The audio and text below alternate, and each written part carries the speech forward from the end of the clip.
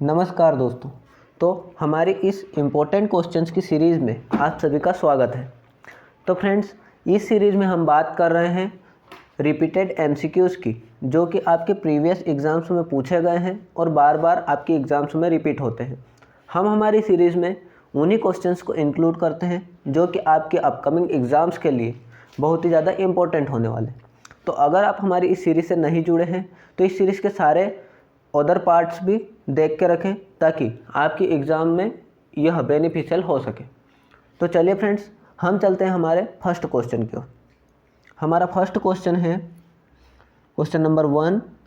The term thrombocytopenia refers to, means जो thrombocytopenia term है ये किस चीज़ को डिफाइन करता है। हमारे ऑप्शंस हैं। Option number A, weakness of platelets, B, decreased platelets, C, increased platelets, and D, normal platelets. तो अब इस क्वेश्चन की अगर हम बात करें तो क्वेश्चन में दिया हुआ है थ्रोम्बोसाइटोपेनिया। अब जो थ्रोम्बोसाइटो होता है या फिर थ्रोम्बोसाइट होता है, इसका मीन्स होता है प्लेटलेट्स, और पीनिया जैसे कि हम प्रीवियस क्वेश्चंस के हमारे जो पार्ट्स हैं उसमें प्रीवियस वीडियोस में भी बात कर चुके हैं कि पीनिया का मीन्स होता है किसी भी चीज़ का डिक्रीज़ होना, और साइटोसिस का मीन्स होता है किसी भी चीज़ का इंक्रीज़ होना। तो पीनिया मीन्स डिक्रीज़ होना और थ्रोम्बोसाइट मीन्स प्लेटलेट्स। तो प्लेटलेट्स का काउंट डिक्रीज़ होना, इसे बोलते हैं थ्रोम्बोसाइटोपेनिया। तो इस क्वेश्चन का जो हमारा आंसर है वो है option number B, decreased platelets. अब प्लेटलेट्स की अगर बात करें तो पहले तो पीनिया का मतलब होता है increase, means decrease. Thrombocytopenia means decrease of platelets count. वहीं अगर बात करें थ्रोम्बोसाइटोसिस का मीन्स होता है कि इंक्रीज्ड प्लेटलेट्स काउंट। अब बात करें प्लेटलेट्स की, तो प्लेटलेट्स का काउंट जो नॉर्मल होता है वो हमारी बॉडी में होता है 1.5 to 4 लाख, मीन्स 1.5 से 4 लाख प्लेटलेट्स का नॉर्मल काउंट होता है। प्लेटलेट्स की डिक्रीज़ होने की कंडीशन बहुत सारे डिसीज़ कंडीशन में हो सकती है। उनमें एक कॉमन डिसीज़ जो कि सबको पता है, कॉमन डिसीज़ कंडीशन, वो है डेंगू फीवर। डेंगू फीवर के कारण प्लेटलेट्स का काउंट डिक्रीज़ होता है, डिसीज़ कंडीशन है, और अदर काज भी इसके कॉज हो सकते हैं। वहीं अगर बात करें हमारे अदर ऑप्शंस की, तो हमारा जो अदर ब्लड सेल्स की, तो हमारे ब्लड सेल्स होती है आरबीसी, डब्ल्यूबीसी एंड प्लेटलेट, जिसकी हमने बात की है। तो आरबीसी की अगर बात करें तो आरबीसी के इंक्रीज़ होने को बोलते हैं इरिथ्रोसाइटोसिस, और आरबीसी के डिक्रीज होने को, जैसे कि पीनिया वर्ड हमारे डिक्रीज को डिफाइन करता है, इसलिए आरबीसी के डिक्रीज होने को इरिथ्रोसाइटोपिनिया। साइटो का मीन्स सेल होता है, इरिथ्रो का मीन्स आरबीसी होता है, और सोसिस जो साइटोसिस होता है उसका मीन्स होता है इंक्रीज। वहीं अगर बात करें पीनिया का मीन्स होता है डिक्रीज, इरिथ्रो का मीन्स होता है आरबीसी, साइट का मीन्स होता है cell, RBC cells, penia means decrease. अब आरबीसी की अगर बात करें तो आरबीसी का जो नॉर्मल काउंट होता है वो होता है 4.5 to 5.5 मिलियन। मीन्स अगर लाख की बात करें तो ये 4.5 से मीन्स 45 लाख से 55 लाख तक होती है, या फिर मिलियन में अगर बात करें तो 4.5 से 5.5 मिलियन होती है।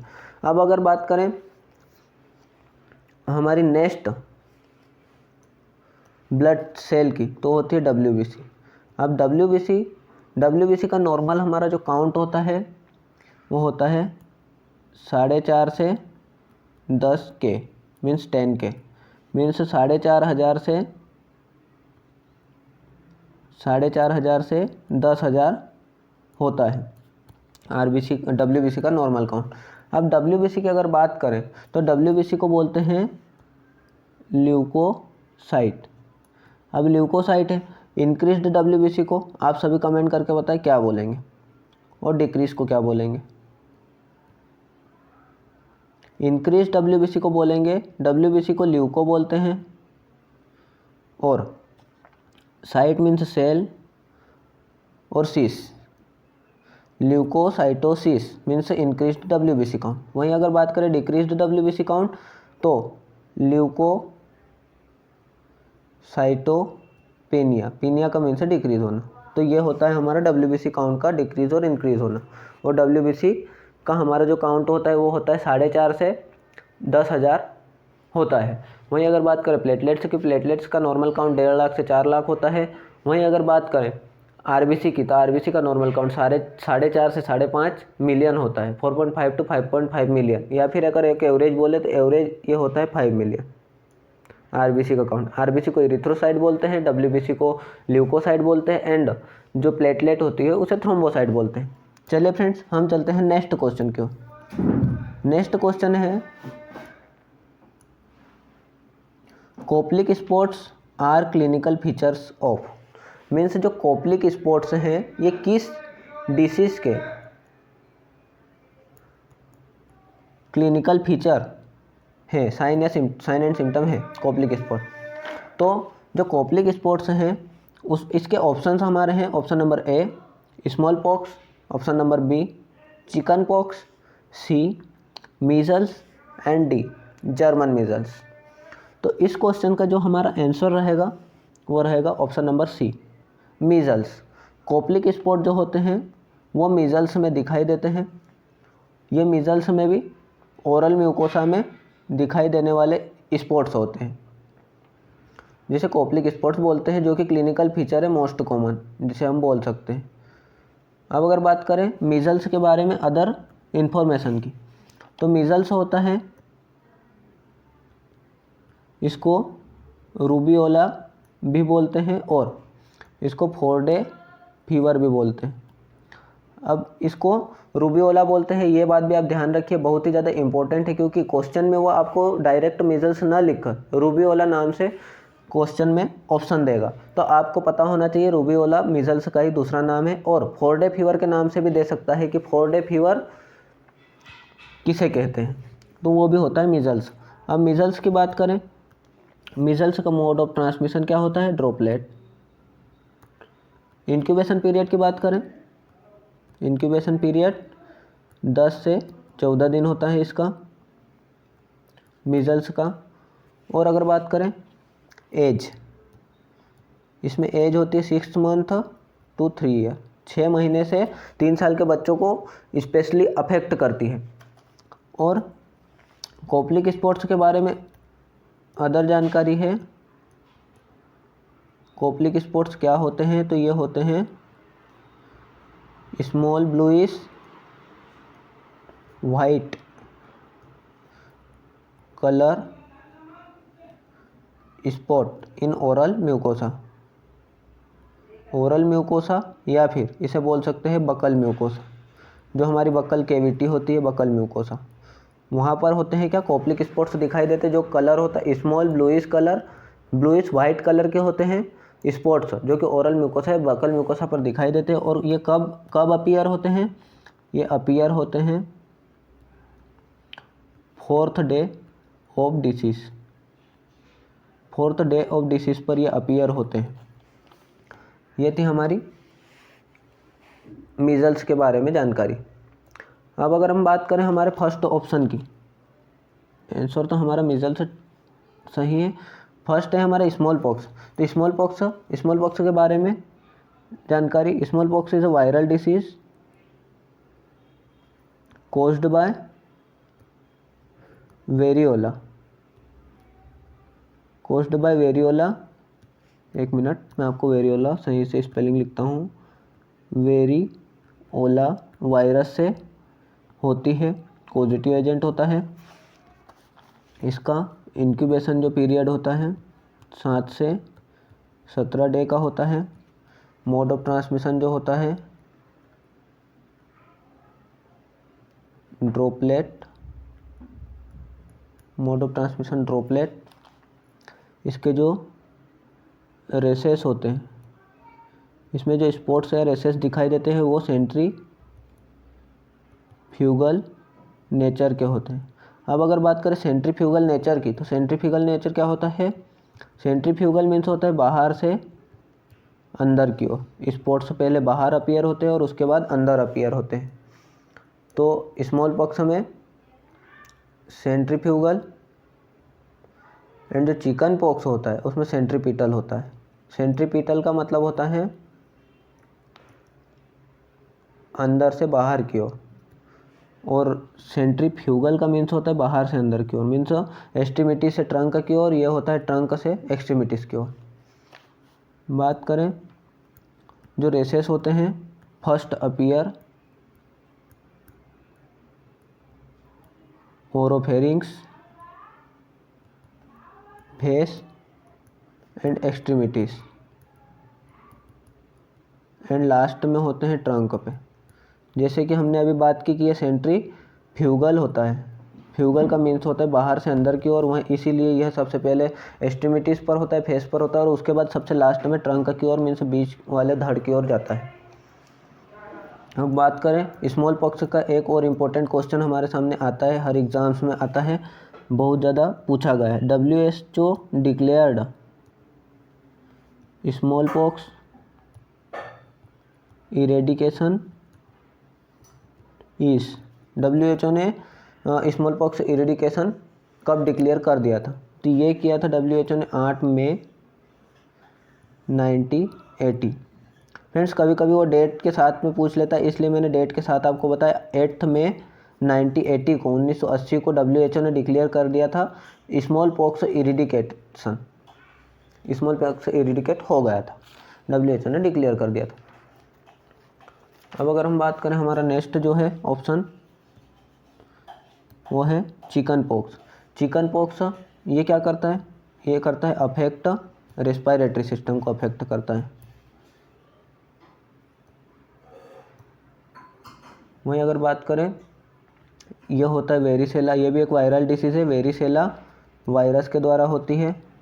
और हमारा जो स्मॉल पॉक्स था वेरियोला वायरस के द्वारा होता है। चिकन पॉक्स वेरिसेला, तो वेरियोला और वेरिसोला में आप कंफ्यूज ना हो, इसलिए मैं आपको एक ट्रिक बताता हूँ यहाँ पर कि जो स्मॉल पॉक्स है वेरियोला और चिकन पॉक्स वेरिसेला, तो सी से चिकन होता है और सी से ही सेला होता है। तो इस सी से आप ध्यान रखिए कि चिकन पॉक्स के लिए वेरिसेला होता है और स्मॉल पॉक्स के लिए वेरियोला होता है। इस ओ से आप, या फिर ये तो नहीं जमेगा, लेकिन चिकन पॉक्स जो होता है सी से चिकन और इधर होता है सेला, तो चिकन पॉक्स के लिए वेरिसेला वायरस जिम्मेदार होता है। अब अगर बात करें सीज़न की, तो ये विंटर सीज़न में ज़्यादा होता है, मेनली विंटर सीज़न में होता है। और इंक्यूबेशन पीरियड 14 से 16 दिन का इसका इंक्यूबेशन पीरियड होता है। Mode of transmission,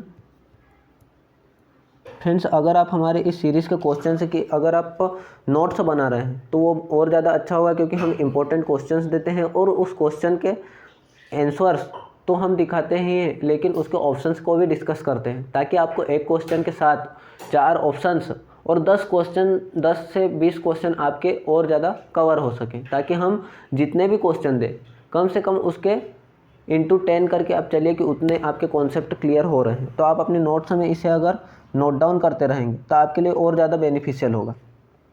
mode of transmission droplet होगा इसका। एज की अगर बात करें तो इसमें एज क्राइटेरिया रहता है less than 10 years, means less than 10 years को अफेक्ट करता है ये। और अब अगर इसके हम स्पोर्ट्स की बात करें, इसके जो स्पोर्ट्स होते हैं वो होते हैं सेंट्रीपिटल,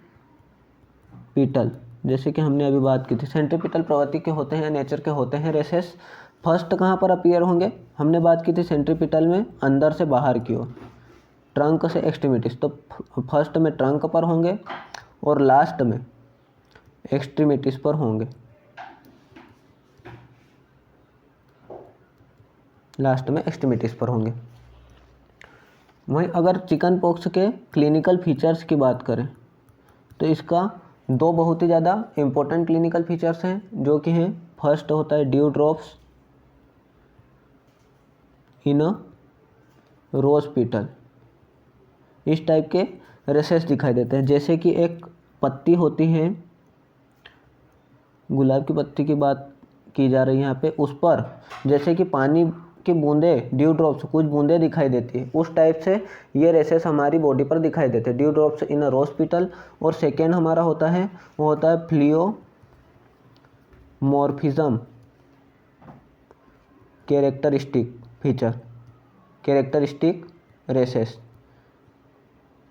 प्लियोमॉर्फिज्म कैरेक्टरिस्टिक रेसेस होते हैं। तो इनमें क्या होता है, इनमें at one time and one area पर, वन टाइम एक समय पर एक एरिया में रेसेस की सारी stages, all stages of rashes दिखाई देते हैं। अब ऑल स्टेजेस ऑफ रेसेस क्या है, तो इसमें होती पेप्यूल्स, वेसाइकल्स या वेसिकल्स एंड होती है क्रस्ट। ये सभी एक टाइम पर ही अपीयर होती है और एक ही जगह पर अपीयर होती है। ये होता है प्लियोमॉर्फिज्म कैरेक्टरिस्टिक, जो कि रेसेस, जो कि हमारे जो चिकन पॉक्स होता है उसके बहुत ही ज़्यादा इंपॉर्टेंट या मोस्ट कॉमन क्लिनिकल फीचर्स हैं। नेक्स्ट हमारा जो ऑप्शन है वो है ऑप्शन नंबर डी, जिसके बारे में अगर बात करें हम जर्मन मीजल्स, तो इसका पॉजिटिव एजेंट जो होता है वो होता है रूबेला वायरस, रूबेला वायरस या फिर आरएनए वायरस, और इसकी फैमिली होती है टोगा वायरस फैमिली। ये हमारा होता है जो जर्मन मीजल्स है उसकी बात हो रही है। डिसीज़, इस डिसीज़ की अगर बात करें तो ये डिसीज़ मेनली सिर्फ ओनली 3 डेज तक देखी जाती है, 3 डेज तक ये डिसीज़ मेनली सीन होती है।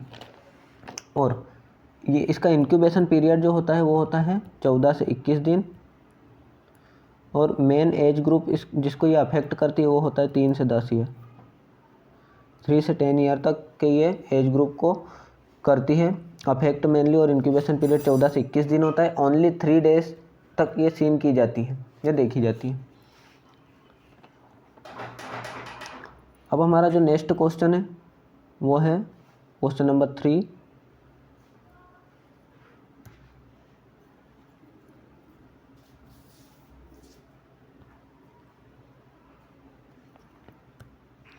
क्वेश्चन नंबर 3 है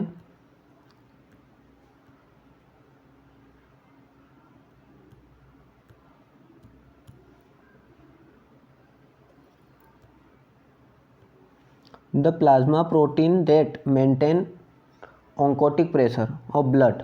मीन्स जो प्लाज्मा प्रोटीन है, वो कौन सा प्लाज्मा प्रोटीन है जो कि ब्लड के ऑन्कोटिक प्रेशर को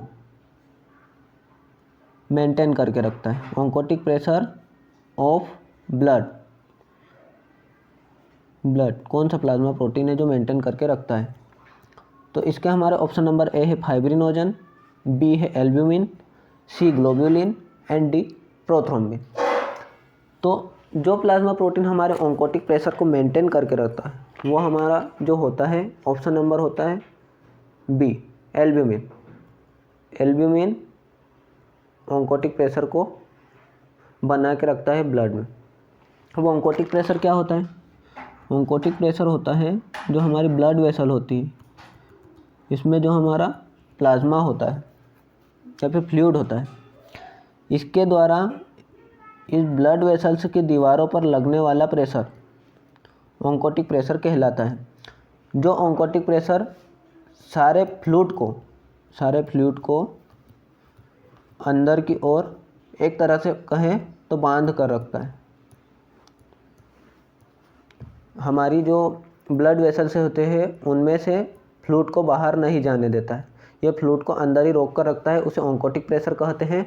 और इडीमा अगर हो रहा है हमारी बॉडी में तो इसका मतलब है कि एल्ब्यूमिन की कमी, एल्ब्यूमिन की डेफिशिएंसी के कारण हो सकता है, क्योंकि एल्ब्यूमिन की डेफिशिएंसी होगी तो ब्लड जो होता है वो हमारी ब्लड वेसल्स से बाहर की ओर निकलेगा और एक्स्ट्रा जो हमारा एक्स्ट्रा वेस्कुलर और एक्स्ट्रा सेलुलर जो जगह है वहाँ पर एक्स्ट्रा सेलुलर जगह में ब्लड भरेगा जिसे बोलते हैं, या फ्लूइड भरेगा जिसे बोलते हैं एडिमा। तो ये एल्ब्यूमिन की कमी से हो सकता है। अब अगर बात करें एल्ब्यूमिन की, तो एल्ब्यूमिन जो होता है वो होता है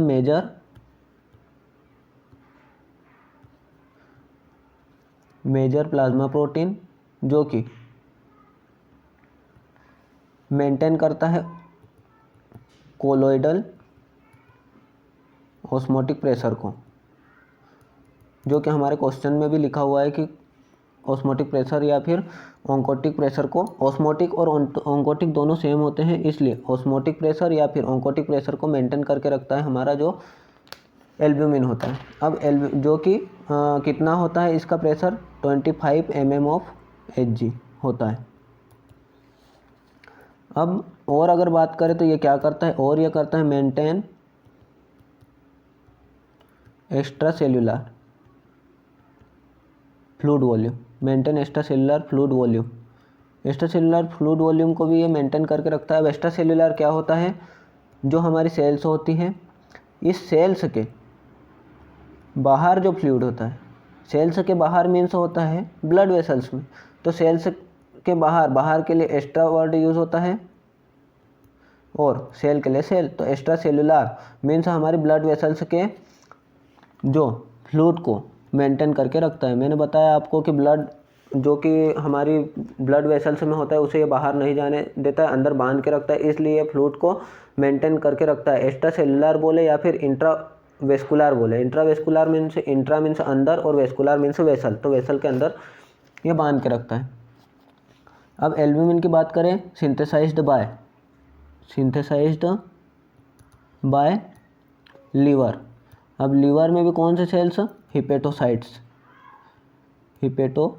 अब हिपेटोसाइट इन्हें क्यों बोलते हैं, क्योंकि लीवर को की जो सेल्स होती है वो हिपेटिक सेल्स होती है, इसलिए हिपेटोसाइट्स, साइट्स यानी सेल्स होती है, हिपेटो यानी लीवर को डिफाइन करता है, इसलिए लीवर सेल्स के द्वारा सिंथेसाइज होता है एल्ब्यूमिन।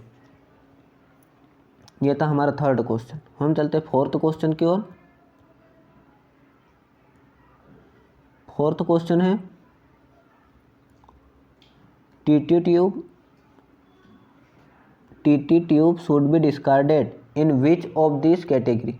मीन्स जो टीटी ट्रेकेस्टोमी ट्यूब होती है वो इनमें से किन कैटेगरी में डिस्कार्ड करना चाहिए। यहाँ पर बात हो रही है दिस कैटेगरीज में BMW की, BMW के कौन से बैग में या बीन में इसे डिस्कार्ड करना चाहिए। हमारे ऑप्शन नंबर 1 है येलो, ऑप्शन नंबर B है वाइट, ऑप्शन नंबर C है red and option number D है ब्लैक।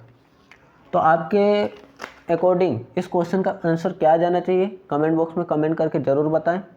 और अगर आपको नहीं पता है तो हम अभी इस क्वेश्चन को पूरा डिटेल में डिस्कस करने वाले हैं। इस क्वेश्चन का हमारा आंसर है ऑप्शन नंबर C, जो कि है रेड। जो कि टीटी ट्यूब होती है उसे रेड कलर के बीन में डिस्कार्ड किया जाता है। अब क्यों किया जाता है इसकी अगर हम बात करें कि रेड में क्यों डिस्कार्ड किया जाता है, येलो में क्यों नहीं डिस्कार्ड किया जाता है, क्योंकि ये तो कंटामिनेटेड होती है तो इसे तो येलो में डिस्कार्ड करना चाहिए। तो इसका आंसर है कि जो रेड कलर का बीन होता है इसमें प्लास्टिक के आइटम एंड रबर के आइटम सारे डिस्कार्ड किए जाते हैं। अब टीटी ट्यूब जो होती है वो हमारी प्लास्टिक या रबर आइटम में आती है, इसलिए ये रेड में जाती है। भले ही ये कंटामिनेटेड है लेकिन ये सारे आइटम जाएंगे हमारे रेड में। वहीं अगर बात करें रेड में अदर चीज़ों की, टीटी ट्यूब, कोलोस्टोमी ट्यूब, वहीं अगर बात करें हम IV, जो हमारी IV बोटल्स होती है जो सलाइन की, वो बोटल्स जो कि प्लास्टिक की होती है, वो प्लास्टिक की बोटल्स हम अपन जो ग्लास के आइटम्स है उसके लिए अलग कैटेगरी है जिसके हम आगे बात करेंगे। लेकिन प्लास्टिक की जो भी है अदर जो ट्यूबिंग्स, जितनी भी ट्यूबिंग्स है वो सारी ट्यूबिंग्स। वहीं अगर बात करें हम इंजेक्शन जो हमारा होता है, इंजेक्शन की जो हमारी सिरिंज होती है, विदाउट नीडल, विदाउट नीडल, क्योंकि नीडल एक शार्प आइटम है जिसके लिए अलग कैटेगरी बनाई गई है, जिसको कि हम क्वेश्चन में आगे डिस्कस करेंगे। तो सिरिंज विदाउट नीडल ये भी इसी में डिस्कार्ड होगी। आईवी जो हमारी आईवी सेट होता है वो जाएगा विदाउट नीडल। वहीं अगर बात करें हम हमारे दूसरे ऑप्शन की, तो ऑप्शन नंबर ए हमारा जो है वो है येलो। अब येलो में हमारा क्या जाएगा, येलो में जो चीज़ें जाएगी उनको हम ऐसे डिस्कस करते हैं पॉइंट के अनुसार। हमारा इसमें जाएगा anatomical waste, second animal waste, जो सी है वो है साइटोटॉक्सिक ड्रग्स, और अगर बात करें साइटोटॉक्सिक के बाद तो हमारे डिसइंफेक्टेंट की अगर बात करें तो जैसे सोडियम हाइपोक्लोराइड सॉल्यूशंस जो होते हैं, और अदर जो हमारे फिनाइल और अदर जो हमारे सरफेस क्लीन करने के लिए जो डिसइंफेक्टेंट होते हैं वो भी सभी इसे में आइसोप्रोपाइल एल्कोहल जो 5% आइसोप्रोपाइल एल्कोहल। वही बात करें गोस पीस जो कि विथ एल्कोहल, ये सभी किस में जाएंगे, ये जाएंगे हमारे येलो में। अब अगर हम बात करें ह्यूमन एनाटॉमिकल वेस्ट में क्या आता है, ह्यूमन एनाटॉमिकल वेस्ट में आता है प्लेसेंटा और अदर जो बॉडी पार्ट्स होते हैं वो भी सभी इसी में चले जाएंगे। स्किन का जो पार्ट है, बर्न स्किन, ये सब चले जाएंगे।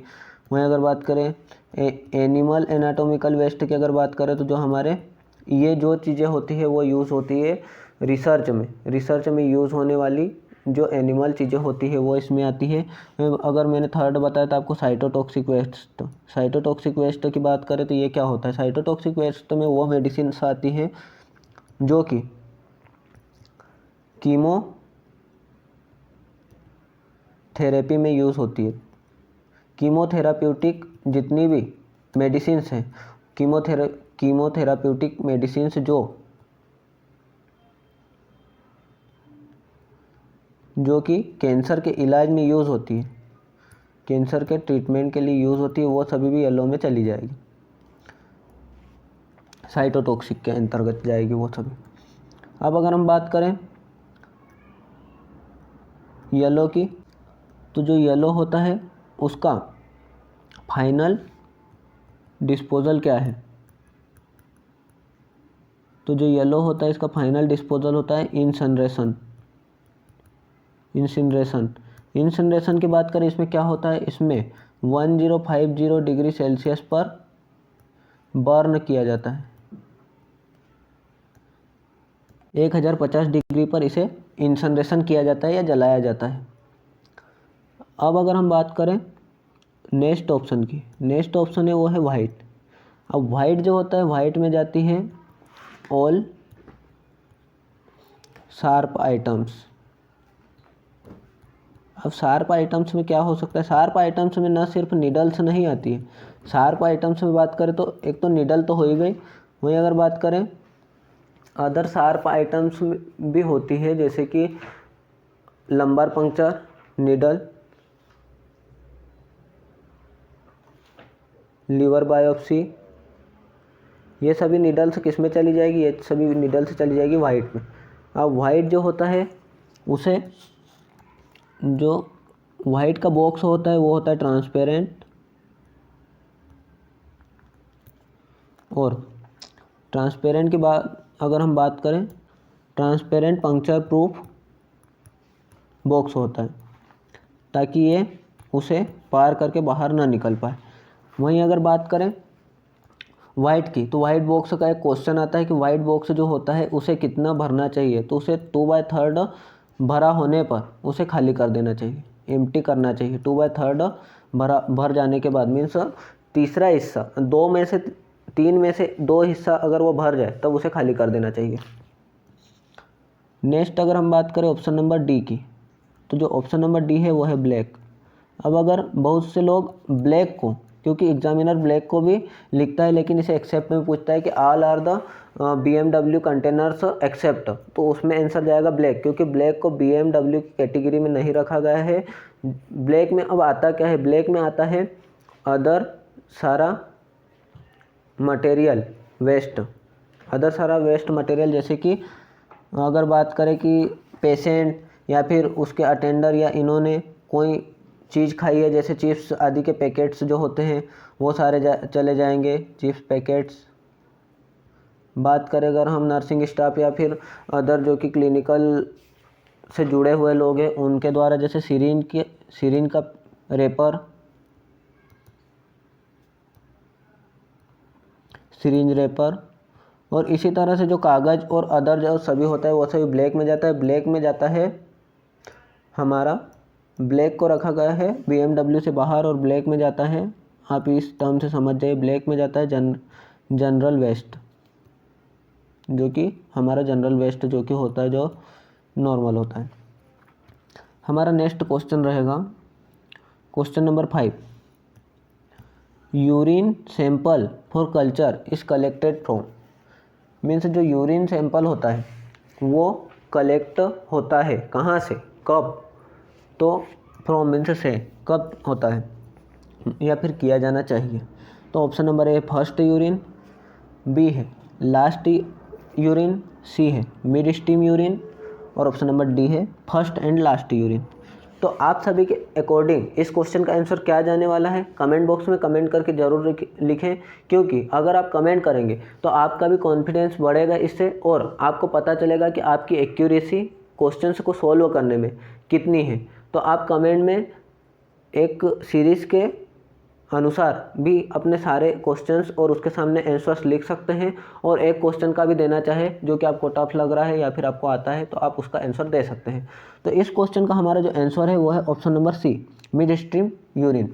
अब मिड स्ट्रीम यूरिन क्यों लिया जाता है, इसका ये कारण होता है कि मिड स्ट्रीम यूरिन से एक्यूरेट फाइंडिंग होती है। मिड स्ट्रीम यूरिन जो कि लेबोरेटरी में जाता है तो इससे डायग्नोसिस में एक्यूरेट फाइंडिंग होती है, और सारे जितने भी ऑर्गेनिजम्स होते हैं वो होते हैं इसमें हाई कंसंट्रेशन में, इसलिए मिड स्ट्रीम यूरिन को लिया जाता है। तो फ्रेंड्स ये थी हमारी आज की वीडियो। ये हमारी आज की वीडियो आपको कैसी लगी कमेंट करके ज़रूर बताएं, और अगर आपको वीडियोस अच्छी लग रही है तो लाइक करें, और अगर चैनल को सब्सक्राइब नहीं किया है तो चैनल को सब्सक्राइब करें और बेल आइकन दबाना ना भूलें। आप हमारे इस क्वेश्चन की सीरीज़ से कंटिन्यू जुड़े रहें ताकि आपको इसी तरह से इम्पोर्टेंट क्वेश्चंस मिलते रहें, और आप अपने सिलेक्शन को श्योर कर सको, कंफर्म कर सको आपके अपकमिंग जो कि 4 से 5 या 8 वैकेंसीज हैं उनमें, और इसी तरह से रिपीटेड क्वेश्चंस से ही आपका कॉन्फिडेंस बिल्ड होगा और आप आगे की ओर बढ़ेंगे। तो तब तक के लिए धन्यवाद, हम मिलते हैं हमारे नेक्स्ट वीडियो में।